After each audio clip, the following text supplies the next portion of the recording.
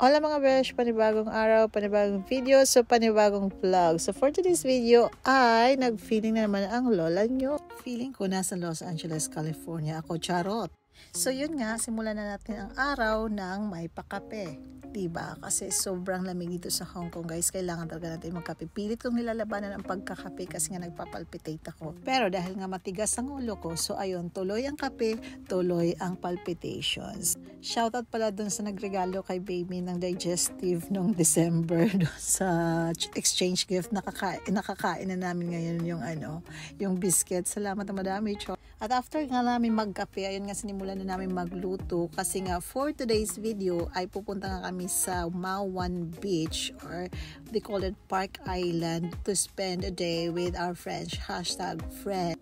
So ayun nga mga besh, Sabado pa lang ay namili na ako ng lulutuin para sa linggo, ang hipon at ang para sa menudo kasi nga para pag Sunday is lulutuin na lang namin. So, mayroong Filipino store malapit sa amin kaya nakabili na kami ng menudo mix at yung Filipino style na tomato sauce kasi yun nga ang recipe para sa menudo.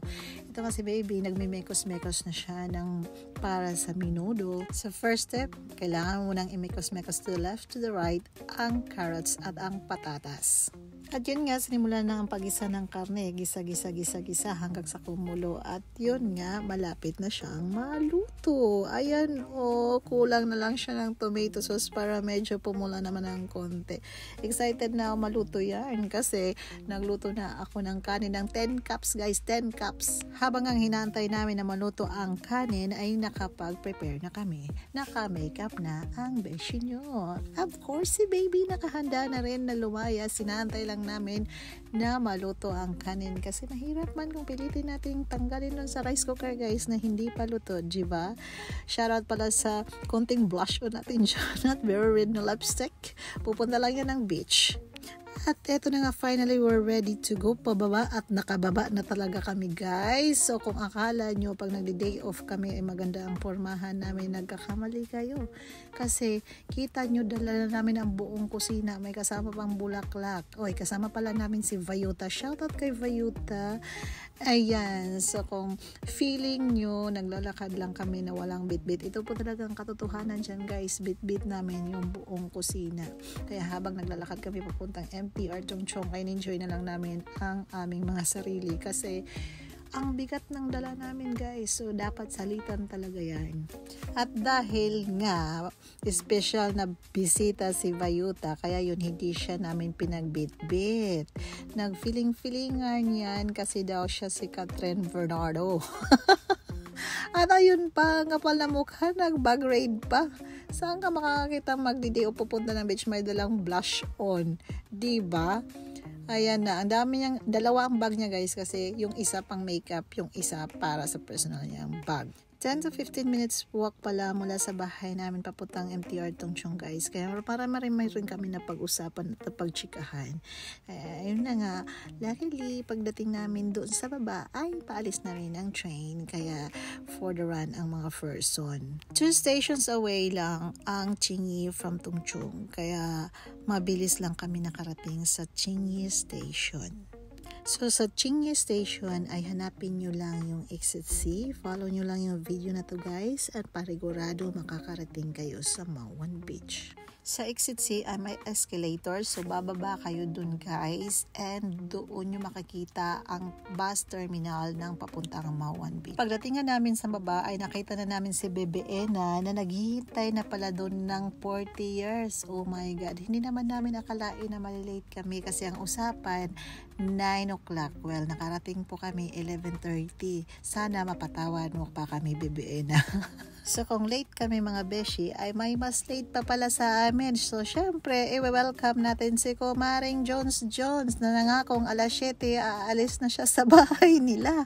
Ang ending alas 12 na siya nakarating. So inantay na namin guys para magsabay-sabay na kami papuntang Park Island kasi for sure kung hindi na naman kami maghintayan baka may mga lumagpas na naman sa bus. Diba? Good idea.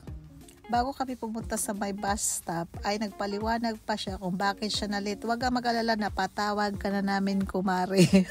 Paglabas nyo sa exit C ay makikita nyo sa kaliwa ang bus 330 na papuntang Park Island at doon kayo sasakay, guys. Mga 15 minutes pala ang hinintay namin bago dumating ang bus 330. Ganun talaga siguro, no? Yung pag magkakasama na kayo magkakaibigan ay hindi talaga naiiwasan yung chikahan na unlimited. Kaya medyo naging maingay kami dito. Kaya sorry po sa mga nakasabay namin sa bus.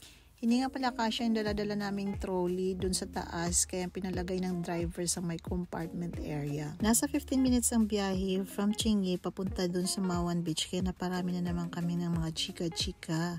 At syempre, hindi mawawala ang selfie dito, selfie doon, picture dito, picture doon. And that's the reality. Di ba pag nakakalabas tayo, susulitin natin mag-picture hanggat kaya natin. At ito nga yung magandang view na makikita nyo habang papunta kayo doon sa beach, na mas maganda pa mamaya pag nakita nyo ng malapitan, guys, lalo na pagdating ng gabi. Ay, maganda siya talaga pang picture, pang Instagram ba. Bumaba nga pala kami sa first stop ng bus 330 at buti na lang sinabihan kami ni ate na nakasakay din dun sa bus, nakasabay namin na dun ang baba pag pupunta kayo ng beach. Shoutout sa iyo, ate, maraming salamat. Kasi kung hindi kami napagsabihan ay sa malamang lumagpas na naman kami kasi na unlimited na naman ang chika. Ano ba yan? O picture muna, tingin dito. One click, one click, one click. At yun nga, ang nahanap naming pwesto ay doon sa may malapit sa Noah's Ark Resort. Kasi mayroon kami nakitang puno doon na malaki na magandang pwestuhan. Although may mga nauna na sa aming mga Filipina din doon. Well, friendly sila, friendly din kami. Kaya nagkasundo, doon na lang kami maglalatag ng aming banig. Ay, hindi pala banig. Sapin. Ay, hindi pala sapin. Plastic. Ay, basta yun na yun. Lagpas sa launa na lang kami nakarating doon sa beach, guys. Kaya pagkadating talaga namin ay nagtulungan na kaming i-set up yung pagkain kasi total luto na rin naman lahat, kaya madali na lang talagang gawin. Usually talaga pag mga ganitong galaan ay nag-aambagan kami, kumbaga sharing is caring. Yung isa magdadala ng ganito, yung isa magdadala ng ganyan, kaya nabubuo ang masarap na kainan. May naantay pa pala kaming isang kaibigan, galing siya ng Yunlong, medyo natagalan siya, kaya naghintay na muna kami. Habang naghihintay kami, medyo gutom na si baby, kaya kumain muna siya ng biscuit na dala ni Bebe Ena. Though, ang pagkain namin ay naka-ready na, ready to eat na, ready to lafang na lang talaga. Mga naghintay pa siguro kami ng mga 1 hour.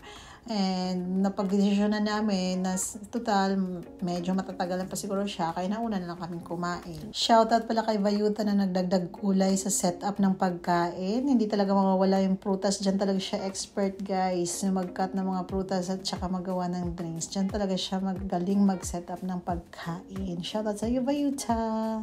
Syempre, simulan natin ang kainan ng tamang cheers to the good life. At syempre, ang kasunod nun ay ang kainan na, ang pinakahihintay ng lahat. Kasi gutom na ang lahat. At alam nyo bang nakakapagod magtrabaho ng Monday to Saturday, guys? Nakakapagod, kaya eto, pambawi sa pagod namin, ang beer.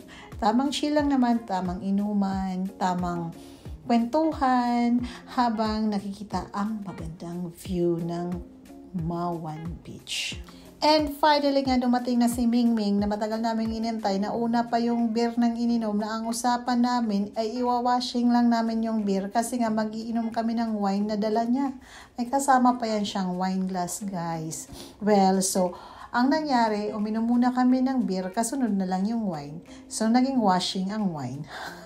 Kung hinihintay namin ang wine, mas hinihintay namin ang siomay. Napakasarap ng siomay ni Mingming, guys. At syempre, naantay ng lahat, pati ang papaitan. Kaya kita nyo naman ang tuwa ng bawat isa. Masayang masaya kasi may siomay na, may papaitan pa. Kompleto na ang magkakaibigan for today's video. Kaya ayan, tamang selfie na naman, tamang picturean, tamang tawanan, kasi ang tagal bago kami nagkita-kita ulit, except kay Bayuta at saka kay Kumaring Jones.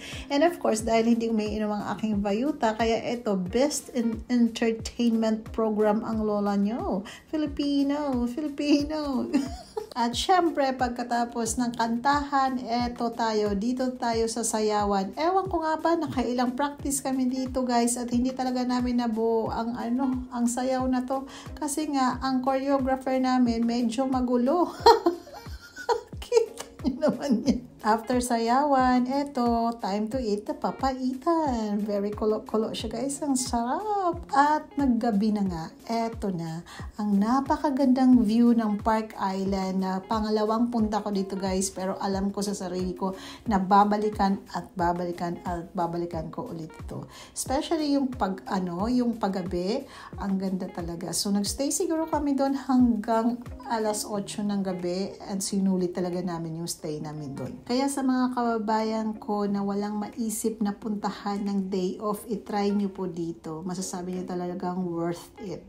Kasi ang bilis lang naman, pupunta lang kayo ng Chingy MTR, hahanapin nyo lang yung Exit C, and then sasakay lang kayo ng bus 330. Kaya visit nyo na ang Mawan Beach. And that's all for today's video guys. Uwian na. Kaya sana nag-enjoy kayo sa video na to. Bye-bye!